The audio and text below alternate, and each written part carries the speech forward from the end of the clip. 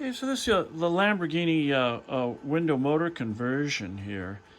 Go ahead and operate it just a little bit left and right. One way, and go back the other. Don't go all the way to stop yet. And what we have here is a new polarity reversing motor inside the same original cover. Essentially, the original motor in this was like two motors in one because it had positive motor for up and a positive motor for down.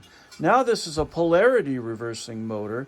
The polarity reversing accomplished by this set of relays, which does two things. One, it allows us to get no voltage drops to the motor at all, pure 12 volts from the battery, as well as it puts only 1/10 of an amp through the switch.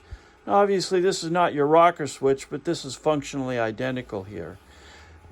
We did one thing more in this particular unit. We incorporated the original equipment motor limiting switches. So if you'll operate this now to the limiting switch, please, Matt.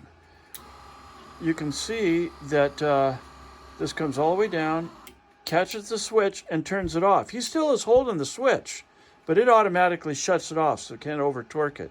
Go back the other direction then. And all the way to stop automatically with no, so in this case now, we actually have the original limiter switches, which is great.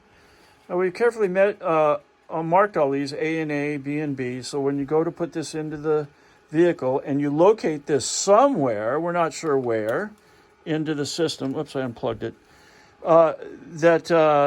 we have put extra long wires on this so that you can cut and trim the wires as necessary, as long as you follow all of the rubber bouncing balls here, A, B, C, D, E, F, G, what have you, through the system.